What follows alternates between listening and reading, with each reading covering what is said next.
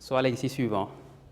Un solide ponctuel de masse M est maintenu à une distance L au M0 d'un point fixe par un fil inextensible. Donc là, c'est le fil. Le solide est lancé de la position d'équilibre M0 avec une vitesse horizontale V0. Question numéro 1, petit a. Exprimez la vitesse du solide quand il passe par la position M en fonction de V0, L, G et θ. On s'intéresse au point M.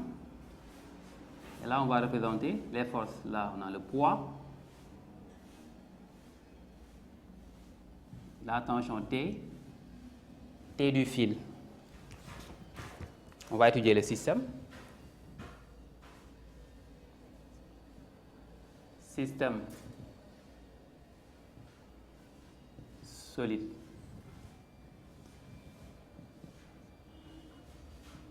Bilan des forces.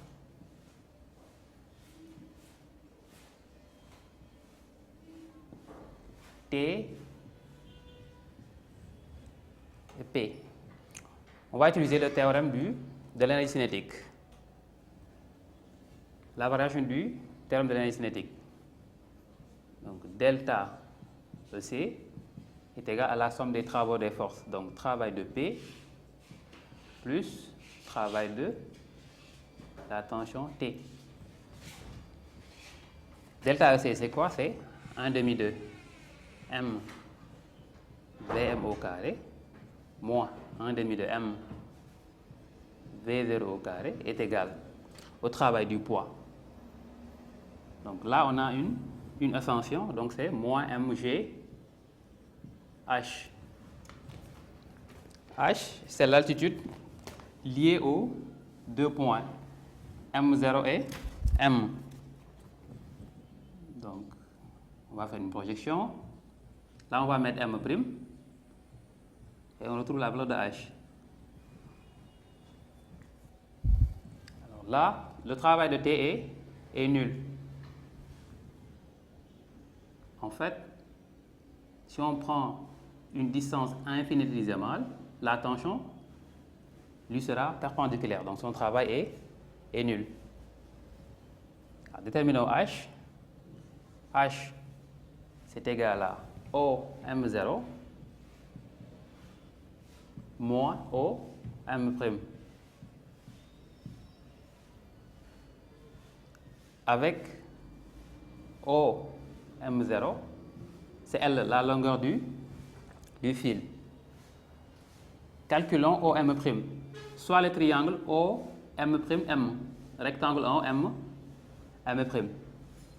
OM' représente le côté adjacent par rapport à l'angle. Donc, le cosinus de θ est égal à OM' sur OM.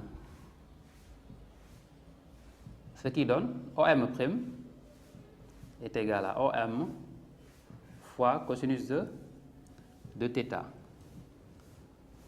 C'est-à-dire L cosinus de θ. Ceci dit, on va réécrire l'expression de tout à l'heure en simplifiant les M et en multipliant par 2, ce qui va donner Vm carré moins V0 carré est égal à moins 2G et H c'est OM0 moins OM', c'est-à-dire L moins L cosinus θ. Autrement dit, L, en mettant L en facteur, 1 moins cosinus de θ. Alors, ce qui donne Vm, en transposant et en utilisant la racine carrée, est égal à moins V0, on le met de l'autre côté, ça devient plus V0 carré, et moins 2G L 1 moins cosinus de θ. Alors, voici l'expression de Vm en fonction de V0, L, G et θ. Petit b, calculer la valeur θm de l'angle θ lorsque le solide occupe la position la plus élevée de son parcours. On suppose que la position la plus élevée du solide, c'est en m secondes, ce qui nous permet de représenter l'angle θm, le grand angle. Alors, lorsque le solide occupe sa position maximale, cela veut dire que sa vitesse en ce point est nulle. Donc, v m secondes est égal à 0. Or, on avait l'expression suivante tout à l'heure, que Vm était égal à V0 carré moins 2G L 1 moins cosinus θ. Alors, on va appliquer cette même formule en m secondes, avec Vm secondes égal à 0. Ou bien au point m secondes, on aura également Vm secondes est égal à V0 carré moins 2 GL 1 moins cosinus. Alors, θ prend la valeur de θm. Or, Vm secondes est nul,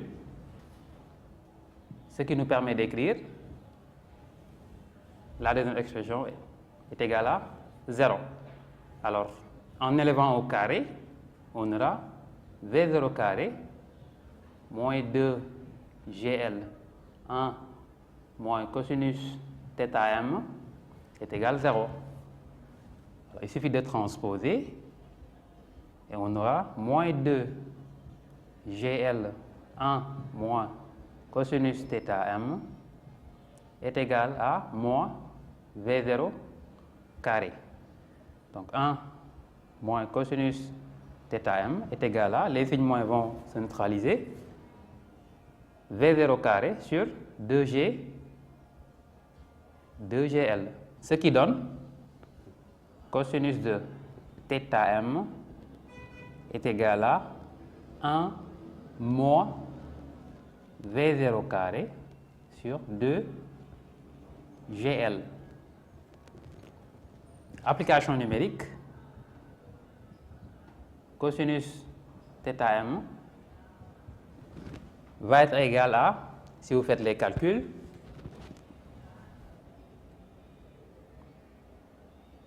un demi. Donc, en utilisant la seconde fonction, la fonction shift, vous trouverez θm est égal à 60 degrés. Petit c, établir l'expression de l'accélération normale du mouvement du solide et de la tension T du fil. Là, on a la valeur de θ. Alors, on a deux droites parallèles coupées par la même séquence. Donc, on retrouve θ. Alors, faisons une projection suivant l'axe de la normale. Alors, on va utiliser le AN. L'accélération normale AN, c'est la vitesse au carré sur L, la longueur du fil, est égale à Vm carré, c'était égal à V0 carré, moins 2GL 1 moins cosinus de θ, le tout sur L. Alors, ce qui donne AN égale V0 carré sur L moins, alors les L vont se simplifier, 2G 1 moins cosinus de θ. Là, on a l'expression de AN. exprimons maintenant la tension T du fil en fonction de V0, M, G, L et θ.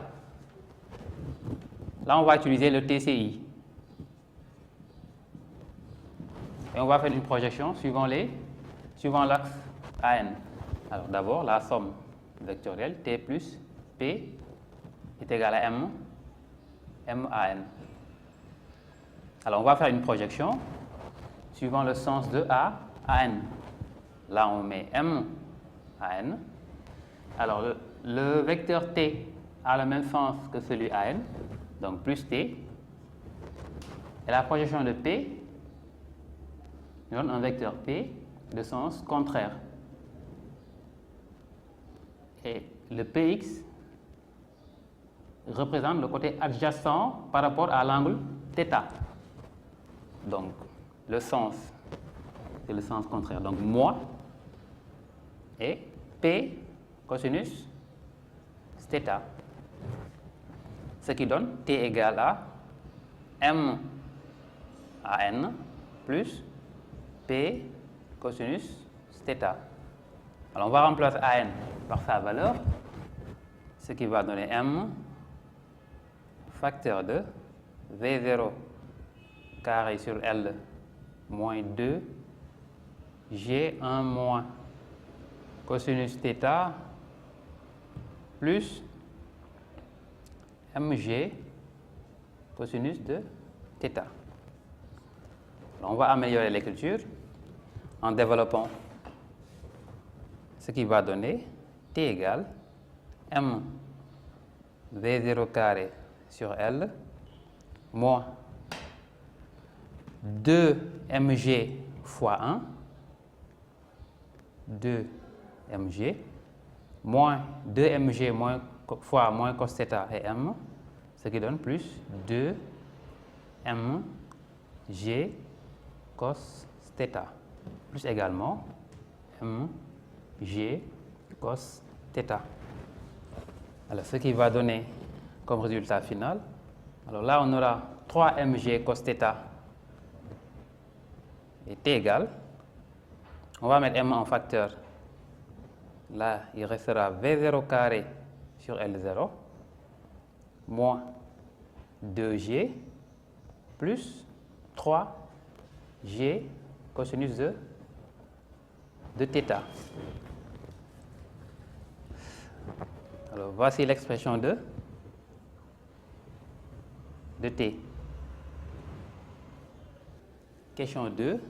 Au passage de sa position M1, le mobile va subir une trajectoire parabolique. Alors, si on repère le mobile quelque part, on aura comme force P. Là, on a une parabole de direction OY. Cela veut dire que l'accélération AX est nulle. En utilisant le TCI, on aura P est égal à M A. Étant donné que la parabole est de direction OY, AX est nul. Donc le A, c'est AY. Ce qui donne, par projection, M AY. Alors le AY, on l'associe, c'est toujours par rapport au sens positif de l'axe. Le sens de P est contraire au sens positif, donc ce sera moins P. C'est-à-dire, moins mg est égal à m AY. En simplifiant, on aura AY est égal à moins G. Alors, ce qui donne A, les coordonnées AC, AX est égal à 0 et AY est égal à moins G.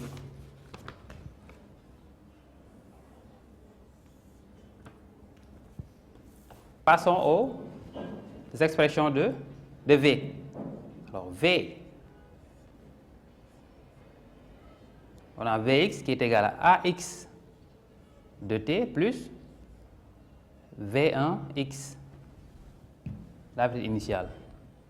Et Vy, c'est AY de t plus V1y. Alors, déterminons les composants de V1x et de V1y. V1, les composants de V1. V1x et V1y. Nous avons deux demi-droites qui forment l'angle θ. Alors, la première est perpendiculaire à V1, car V1 est la tangente en M1, perpendiculaire au rayon. La deuxième est également perpendiculaire à l'axe des abscisses. Donc, on retrouve la valeur θ1 entre l'axe qui porte V1 et l'axe des abscisses. Alors, par projection,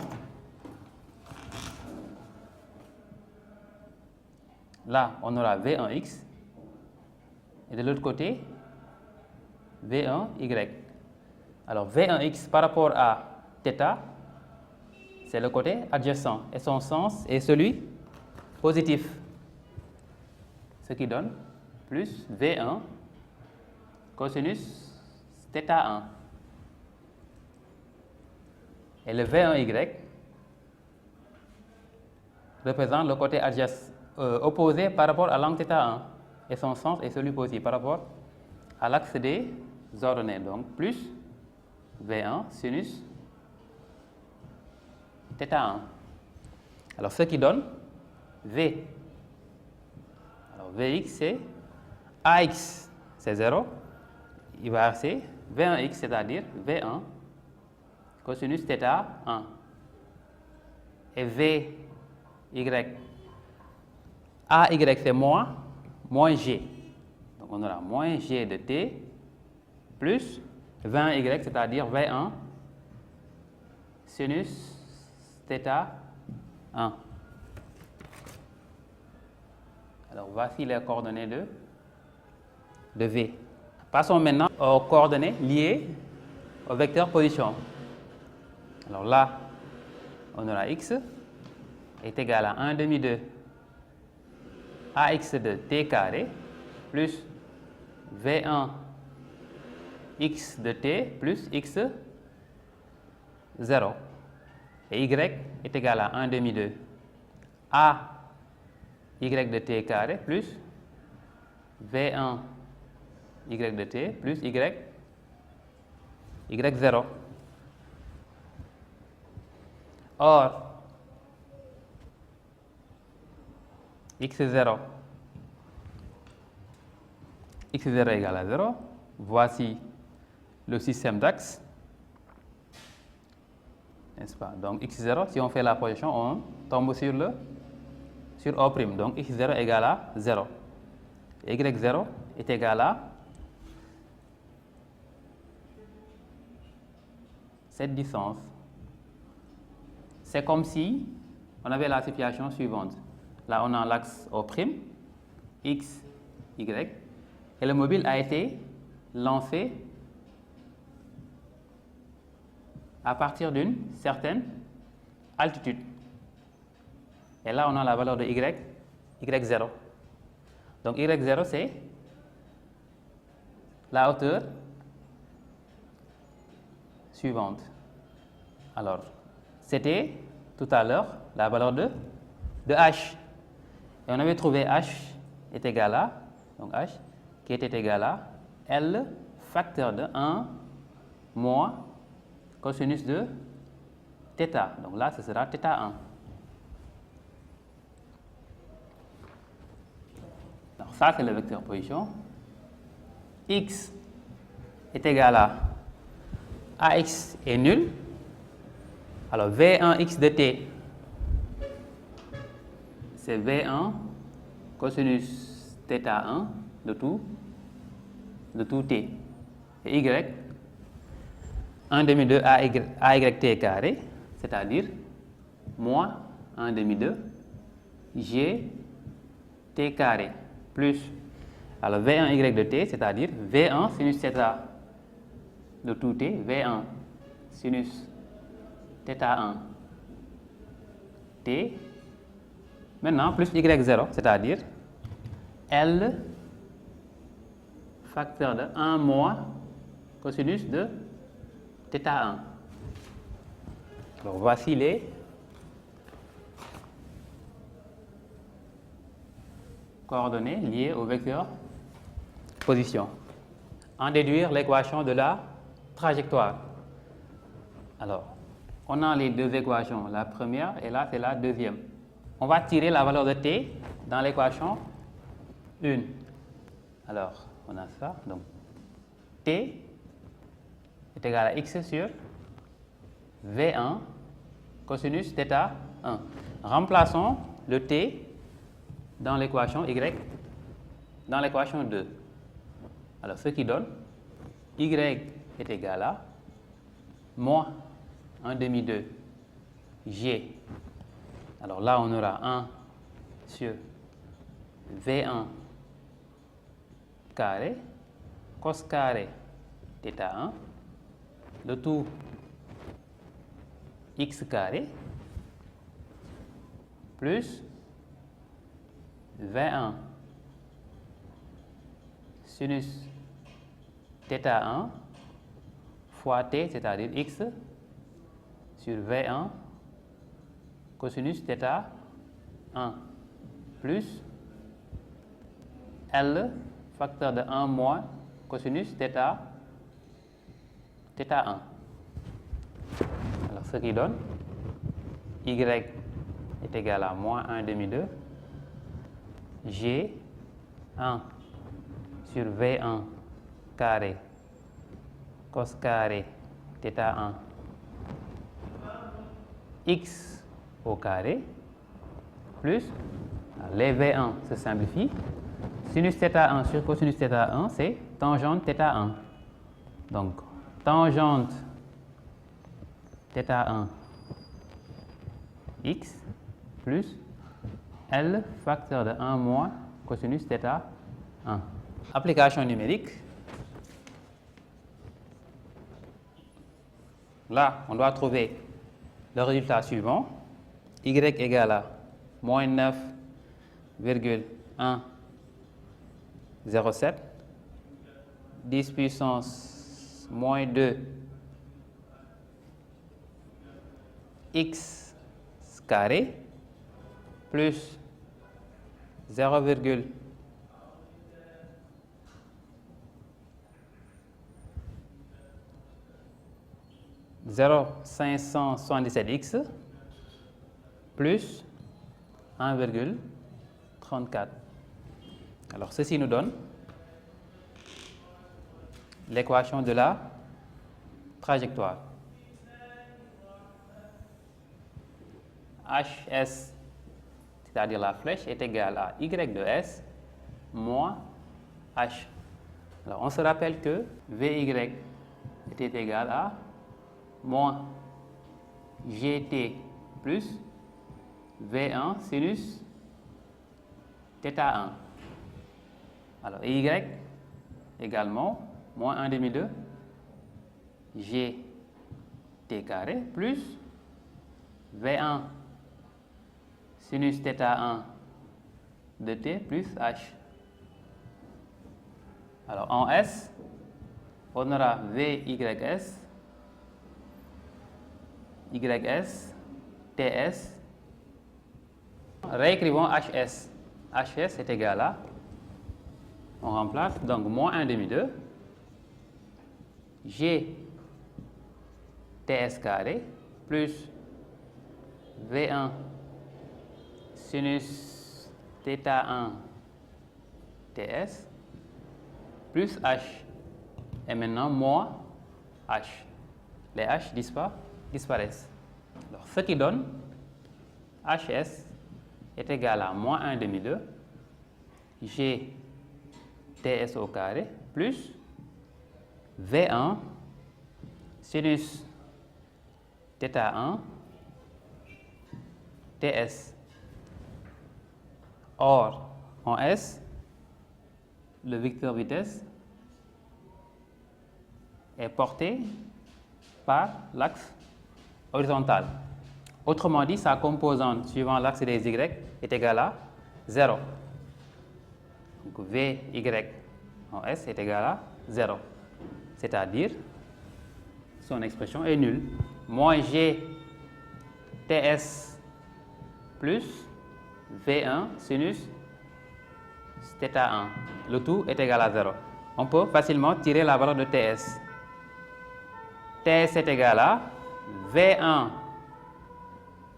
sinus θ1 sur G.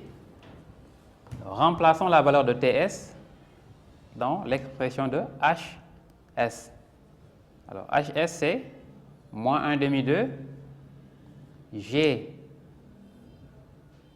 Donc, TS au carré, c'est-à-dire V1 sinus θ1, le tout au carré. V1 sinus θ1 sur G, le tout au carré, plus V1 sinus θ1 facteur de TS, c'est-à-dire V1 sinus θ1 sur G. Ce qui va donner, donc là on aura V1 carré sinus carré sur G carré. On simplifie les G, il va rester un G en bas. Ce qui donne moins 1 demi facteur de V1 carré sinus carré θ1 sur G plus V1 fois V1, c'est V1 carré. Sinus θ1 fois sinus θ1, c'est sinus carré θ1 sur G. Alors, en mettant V1 carré sinus carré θ1 sur G en facteur, on aura moins 1 demi plus 1, ce qui donne 1 demi. Et finalement, HS est égal à 1 demi fois V1 carré sinus carré θ1, le tout sur G. Alors, ceci nous donne la valeur de l'expression de H. Ce qui donne, comme application numérique, on aura HS est égal à 0,92 mètres. La portée D du mouvement. La portée, c'est la distance M1P ou X2 de P. Et P, c'est le point par où le mobile repasse par l'axe des abscisses. Alors, les coordonnées de P, c'est quoi? X de P et Y de P. Y de P par rapport à l'origine de l'axe, c'est la hauteur. Et c'est H. Y de P, c'est H. C'est-à-dire L facteur de 1 moins cosinus θ1. Et on avait trouvé 1,34. On reprend l'équation de la trajectoire. On remplace y de P, y par y de P et x par x de P. Ce qui donne y de P est égal à moins 117, 10 moins 2, x de P plus 0, 577 x de P plus 1,34. Remplaçons y de P par sa valeur. Ce qui va donner 1,34 est égal à moins 10 puissance moins 2 x de P plus 0, 577 x de P plus 1,34. Alors là, il faut mettre x de P au carré.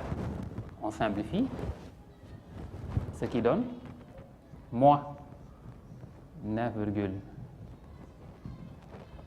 x de P au carré plus 0,577 x de P est égal à 0. Alors, il suffit de mettre x de p en facteur.